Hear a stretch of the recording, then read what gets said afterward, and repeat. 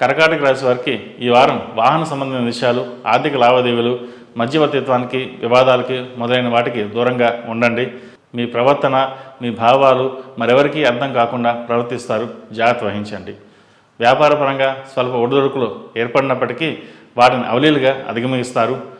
ప్రభుత్వ సంబంధమైన వ్యవహారాలు అనుకూలిస్తాయి. వచ్చే లాభాలు, పెట్టిన పెట్టుబడులకు పెద్దగా తేడా ఉండదు. కొద్దిపాటి లాభాలు మాత్రమే గడిస్తారు. ఉద్యోగ ప్రయత్నాలు ఒక కొలిక్కి వస్తాయి. ఆదాయానికి ఇబ్బంది ఉండదు. వృత్తి ఉద్యోగాల పరంగా మీ సహనానికి అగ్ని పరీక్షలు ఎదురవుతాయి. వాటిని అధిగమించడానికి అధిక శ్రమ పడవలసి వస్తుంది. దురలవాట్లకు దూరంగా ఉండండి. మంచి చెడు చెప్పే పెద్దల, వృద్ధులు సలహాలు మీకు ఎంతో మేలు చేకూరుతాయి. ప్రయాణాలు, క్రయ విక్రయాలు, ముఖ్యమైన పనుల్లో నిదానంగా వ్యవహరించడం చెప్పదగిన సూచన.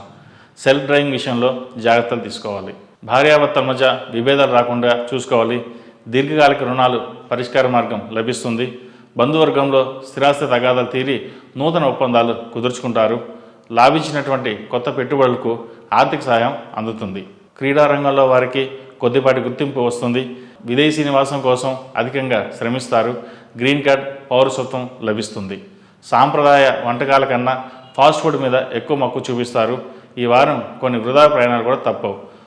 ఆహార నియమాలు పాటించడం ఎంతో ముఖ్యం. ఈ రాశి వారికి అష్టమ శని ప్రభావం చేత పనులు ఆలస్యం అవుతాయి. మన్యుపాశుపత హోమం చేయడం చెప్పదగిన సూచన. ఈ రాశివారు మంగళవారం, శనివారం నాడు నవగ్రహవతితో దీపారాధన చేయండి. అలాగే ప్రతిరోజు అమ్మవారికి ఆరావళి కుంకుమతో కుంకుమం చేయడం చెప్పదగిన సూచన. కాలవేరు రూపం మెడలో వేసుకోండి. నరదిష్టి అధికంగా ఉంది. ఈ రాశిలో జన్మించిన వారికి కలిసి వచ్చే సంఖ్య నంబర్ 8, కలిసి వచ్చే దిక్కు తూర్పు, కలిసి వచ్చే రంగు నేవీ బ్లూ.